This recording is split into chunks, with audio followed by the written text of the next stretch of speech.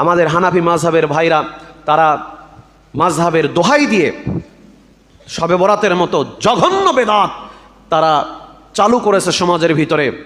এটা আল্লাহ রাসূল সাল্লাল্লাহু আলাইহি সাল্লামের জীবদ্দশায় ছিল না, সাহাবা ইকরামের সময় ছিল না। আসলো কখন?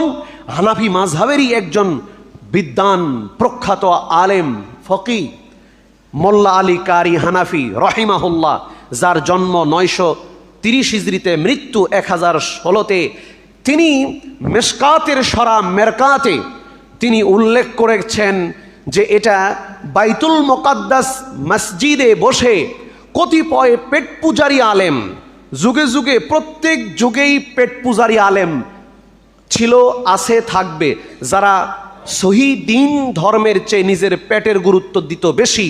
ওই সময়ে কতিপয় পেট পূজারী আলেম বাইতুল মুকাদ্দাসে বসে তারা এই শবে বরাতের রীতিনীতিকে চালু করেছিল 448 হিজরিতে, অর্থাৎ আল্লাহর নবীর ইন্তেকালের 438 বছর পরে।